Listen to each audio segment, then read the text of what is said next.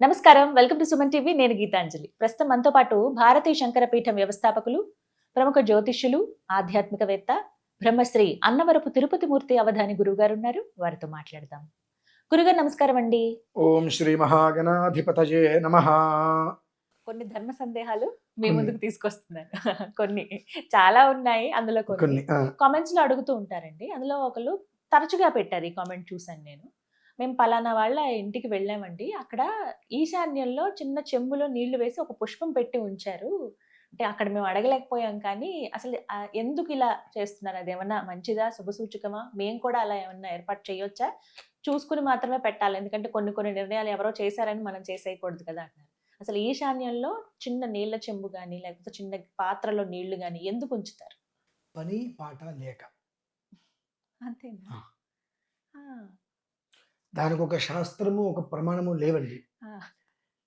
మీరు నన్ను అడిగినట్టుగానే నేను ఒకరిని అడిగా, ఒకరింటో చూసి నాకు చచ్చ కోపం అండి.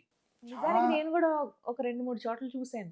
చచ్చ కోపం అలా పెడితే నాకు ఎందుకు పెట్టారు ఏంటని అడిగా. వాళ్ళకి అర్థం కాలేదు.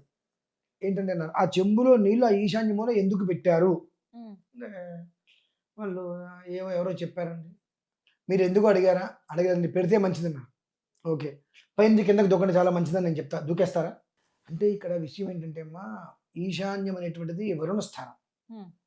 అంటే నీరు అనేటువంటిది ఎప్పుడు కూడా ఈశాన్యానికే వెళ్ళాలి. అన్నీ కూడా అపార్ట్మెంట్లో ఆ అవకాశాలు ఉండవు.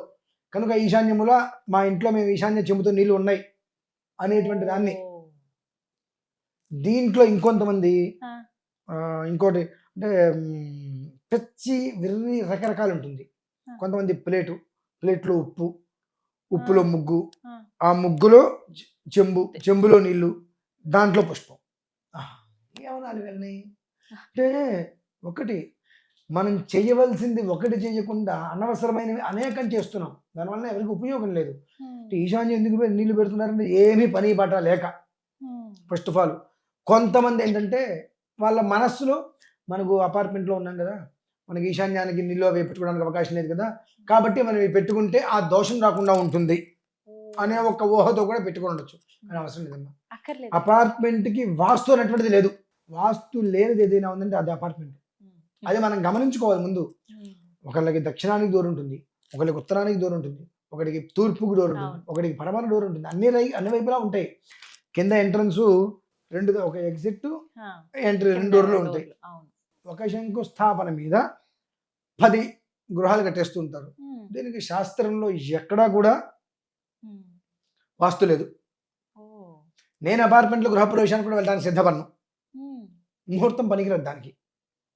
నన్ను ఎవరైనా కనుక అడిగితే నాకు నచ్చిన టైం చెప్తా, మీరు వెళ్ళిపోతానంటే. కాదండి మాకు ఇదే కావాలంటే నేను పెట్టను. మా ఇంటికి నేను అంటే వెళ్ళా, అపార్ట్మెంట్ నేను కొన్నా, ఒక సమయం పెట్టుకున్నా, వెళ్ళిపోయా.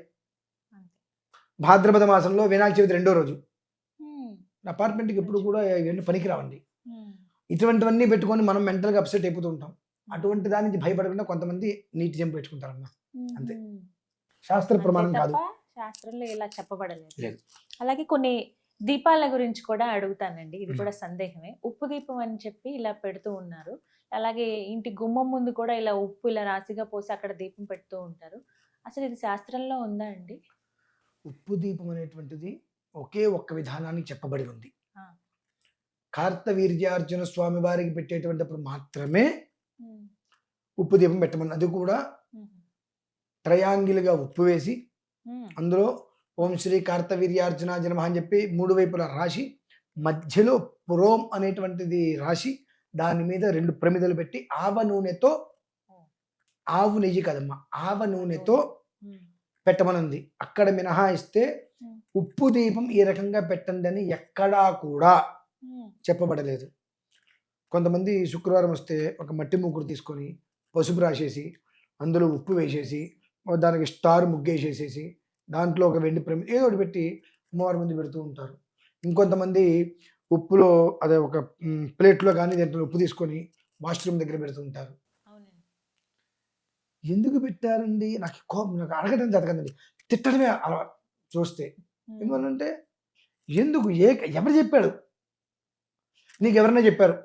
వాళ్ళ ఇంటికి వెళ్ళి చూడు, నువ్వు వాళ్ళ ఇంటి పెట్టారేమో. ఇలా ఉప్పు తీసుకెళ్ళి వాష్రూమ్లో పెట్టండి అని అంటారు కదా. అయ్యా నమస్కారం అండి, మేము మీకు ఏదో తాంబూలం ఇద్దాం అనుకుంటాం, బట్టలు పెడదాం అనుకుంటాం అని చెప్పి అడ్రస్ తీసుకొని వాళ్ళ ఇంటికి వెళ్ళి వాళ్ళ ఇంట్లో వెతకండి, వాళ్ళ ఇంట్లో పెట్టారేమో. ఉప్పు దీపాలు కూడా ఎలా పడితే అలా పెట్టేవి కాదమ్మా. కేవలం రుణబాధ విముక్తి, రుణం అనేటువంటిది తీర్చటం కోసం. రుణగ్రహీత రుణగ్రస్తం రెండు రకాలుగా. రుణానుబంధ రూపేణ అనేక రకాలుగా వచ్చేటువంటి ఇబ్బందులు రుణం అనేటువంటి దాని మీద వస్తుంది. కాబట్టి ఆ రెండు పదాలు నా నుంచి దూరం అయిపోవాలి. నాకు రుణం అనేటువంటిది ఉండకూడదు ఇంకా అనేటువంటి స్థితిలో కార్తవీర్యార్జున స్వామి వారిని ఉద్దేశించి చేసేటువంటిది ఉప్పు దీపం. ఇక అయిన దానికి ఉప్పు దీపము, మట్టి దీపము, కారం దీపాలు పనికిరాము. అది తెలుసుకోవాలి.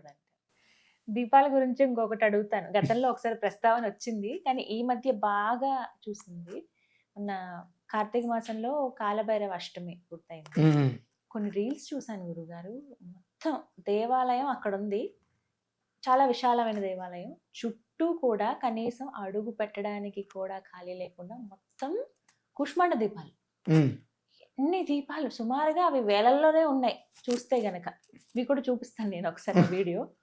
ఎంతమంది అంటే అందులో మహిళలు ఉన్నారు, పురుషులు ఉన్నారు, చిన్నపిల్లలతో పెట్టించారు, పెద్దవాళ్ళు అందరూ.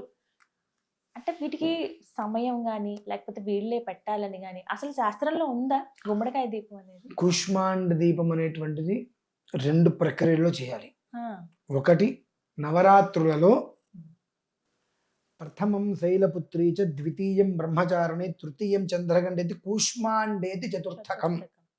కూష్మాండ అలంకారం రోజు నాడు ఆ కూష్మాండం మీద ఎట్లా అది కూడా రెండు ముక్కలుగా చేసి లేదా పూర్తి కూష్మాండం పైన దీపం వెలిగించాలి, లేదంటే రెండు ముక్కలుగా చేసి దాని మీద ప్రమిద పెట్టి వెలిగించాలి.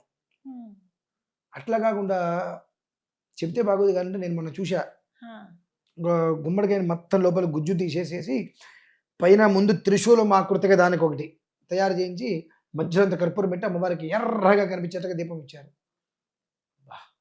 ఇటువంటి వాళ్ళ వల్ల గల అని అనిపించింది నాకు. అంటే ట్రెండింగ్ కొత్తగా ఏదైనా ఒకటి చేయాలి. చూసేటువంటి వాళ్ళందరూ నేను ఒక ప్రశ్న వేస్తానండి. ఈ కూష్మాండ దీపాలు మీ నాయనమ్మ గారి కాలంలో చూసారా? మీ చిన్నప్పుడు చూసారా? మీ చిన్నప్పుడు చూసారా? ఈ మధ్యలో ముష్టి అనకూడదు కానండి, ముష్టి అని చెప్పి ఇటువంటి వాటిని అంతే అనాలి. ఇటువంటి ప్రక్రియలు అరటిపండుని ఒలిచి కదలీ దీపం, అందులో కుంభవత్తి పెట్టి కదలీ దీపం. ఈ కాస్త పిచ్చి ముదిరిన వాళ్ళు నారికేల దీపం. నారికేల దీపం నేను చూశాను గురుగారు. నారికేల దీపం దేవాలయాల్లో చక్కగా సగానికి కొట్టి అందులోనే కొబ్బరి నూనె వేస్తున్నారు కొంతమంది, ఆవ నూనె. అదేనమ్మా, నాకు అదే ఈ పిచ్చ పిచ్చ పనులన్నీ చేస్తూ లేవండి శాస్త్రంలో. కార్తీక మాసంలో అది ఎప్పుడూ లేవమ్మా. ఏదో గొప్పగా చేయటమే, ఏదో కాస్త విశేషంగా చేసాం, ఎవరు చేయండి మేము చేసాం అంటే ఎవరు చేయండి మీరు చేశారని అసలు లేని చేసినట్టేగా. మేము చేసామన్న గొప్పతనం కోసం ఇవి చేయటమే తప్ప. కుష్మాండ దీపం రెండు విధానాలుగా పెట్టాలి. ఒకటి ఇంట్లో ఏదైనా స్థాయికి మించి నెగిటివ్ ఎనర్జీ బాగా ఉంది అన్నప్పుడు మండలం వేసి కూష్మాండ దేవత అమ్మవారిని ఆవాహన చేసి 4 దిక్కుల సగాన్ని గుమ్మడికాయ కోసి పెట్టి దాని మీద 7 దీపాలని ప్రమిదల్లోనే పెట్టాలి. అందులో గుజ్జు మొత్తం తీసేసి పెట్టకూడదు, ప్రమిదలతోటే పెట్టాలి. అలా పెట్టే అర్చన చేయాలి అమ్మవారికి. అంతేగాని గుజ్జు మొత్తం తీసేస్తాను, దాని మొత్తం నూనె పోస్తాను, అఖండ ఒత్తి పెడతాను అంటే ఏంటమ్మా అసలు? అంటే అసలు కుష్మాండం దేనికి సంబంధించింది అనేటువంటి విషయం తెలియాలి. దాన్ని నువ్వు దేనికి వాడుతున్నావు అనేటువంటి విషయం తెలియాలి. తెలుసుకోకుండా ఏది పడితే అది ఎలా పడితే అలా చేసేస్తే ఇప్పుడు నువ్వు అనుభవిస్తున్నావు. చూసారా అమ్మ, కొన్ని వ్యాధులు వస్తున్నాయి, వాటి పేర్లు కూడా తెలియట్లా. ఒకప్పుడు మహా అయితే జ్వరం, విషజ్వరం, టైఫాయిడ్ ఇటువంటి ఉండేవి. ఇప్పుడు ఆ పేర్లు తెలియట్లా వాటికి. ఎవరికి ఏ పేరుతో వస్తే ఆ పేరు బాగుందని పెట్టేస్తున్నారు. ఆ పేరు కాస్త భయంకరంగా ఉంటే ఆ వ్యాధి భయంకరమైంది. లిస్పోకోపియా ఏవో రకరకాలుగా వాటికి మరి తెలుగులో పేర్లు ఉండవేమో ఆ వ్యాధులకి. ఎందుకు వస్తున్నాయంటే ఇవన్నీ ఏదైతే మనం చేయరాంది చేస్తామో తినరాంది తింటే ఎలా అయితే కనుక అది అరగకుండా ఇబ్బంది పడుతుందో, చేయరాంది చేసినప్పుడు ఇది పెచ్చ పెచ్చ అయిపోయింది మా జనాలకి. కూష్మాండ దీపం వాడు పెట్టాడు వీడు పెట్టి అసలు ఎందుకు పెడుతున్నారు? తిండి ధర్మసింధు నిర్ణయ సింధు చెప్పింది ఎక్కడైనా నెగిటివ్ ఎనర్జీ పోతుందని, నారికేళ దీపం అమ్మవారికి చాలా ఇష్టం అని, అందులో మళ్ళీ 7 ఒత్తులు వేసి వెలిగించడం కూడా చూసాను. అంటే ఇలా రకరకాలుగా ఏదో వాళ్ళకి అమ్మవారి కల్లోకి వచ్చి చెప్పిందేమోనండి, మనం వాళ్ళని ఎందుకు తప్పట్టాలి. కానీ ఒక్కటి మాత్రం చెబుతున్నాను, గుర్తుపెట్టుకోండి. సరే ఈశాన్యం చెంబులో నీళ్లు పెట్టుకుంటే అది దానివల్ల మనకు లాభము లేదు నష్టము లేదు. మనకేదో ఇక్కడ భయం ఉంటుంది కాబట్టి భయాన్ని మనం పెట్టుకుంటాం, దాన్ని మనం నేనే మాట్లాడను. అంటే వద్దని చెప్తాను, మాకేదో భయం ఉందంటే ఆ భయాన్ని మనం కాదనిలేం. కానీ కూష్మాండ దీపాలు, ఉప్పు దీపాలు, టెంకాయ దీపాలు, కదలి దీపాలు, ఇవన్నీ కూష్మాండ దీపం పెట్టే విధానం అది కాదు. అసలు నారికేల దీపం లేదు, కదలి దీపం లేదు, ఉసిరి దీపం ఉంది, అది కార్తీక మాసంలో పెట్టే విధానం, అది వేరు. మళ్ళీ కూష్మాండ దీపం ఎప్పుడు నవరాత్రుల్లో 4వ రోజు చేసే విధానం వేరు. అది ఇలా కాదమ్మా చేసేది. ఏదో భూత ప్రేత పిశాచ మహా బ్రహ్మరాక్షస అన్నట్టుగా వాటిని 2 కోసేసి దానికి ఏదో పసుపు కుంకాలు వేసేసి నల్లగా మార్చిపెట్టేసేసి, ఇది కాదమ్మా, చాలా దోషం అది. దానివల్ల ఏం లేదు, మీకు వచ్చేటువంటిది ఇసక్కరైనంత ఫలితం లేదు. కాబట్టి అటువంటివి చేసి అనర్థాన్ని కొని తెచ్చుకోవద్దు అనేది నేను గట్టిగా చెప్తానమ్మా. కాదండి మేము చేస్తాము, ఓకే. పెద్దవాళ్ళు ఏమంటారు తెలుసా అండి, చెబితే వినకపోతే చెడితే చూడమంటారు, అంతే. దానికి మనం ఇంకా అంతకుమించి వాళ్ళకి చెప్పకూడదండి. అది లేని వెసలు తీసుకురావద్దు, చెయ్యొద్దు అని అంటారు. అది ఏం లేదు, నీకు ఒకటి కొత్తగా నీ దృష్టికి వచ్చింది అంటే ముందు అసలు ఉందా లేదా, అది ఉందా లేదా అనేటువంటి విషయం ఎంక్వైరీ చేయి. గూగుల్లో కాదు ఎంక్వైరీ చేయాల్సింది, పెద్దల్ని కనుక్కో, విషయ పరిజ్ఞానం వాళ్ళని కనుక్కో. వాళ్ళు చెప్తారు ఇది ఉంది లేదు. అసలు అంతకన్నా ముందు మీ చిన్నప్పుడు నీ ఇంట్లో ఇచ్చేసారు చూసుకో. నీ ఇంట్లో నీ చిన్నప్పుడు చేయలేదన్నప్పుడు అది లేనట్టే. లేదు, ఒకవేళ తెలుసుకోదలుచుకుంటే పెద్దవాళ్ళని అడుగు, కాస్త గ్రంథాల్లో చూసి దీని గురించి ఏదైనా ఉందా అనేటువంటి విషయం. అసలు ఇదంటే ఏంటి, ఉందే కాదు ఇదంటే ఏంటి అనేటువంటి విషయాన్ని తెలుసుకో, క్లారిటీ వచ్చేస్తుంది. సందేహాలు నివృత్తి అయ్యాయి. ధన్యవాదాలు గురుగారు. రమేశ్వర్.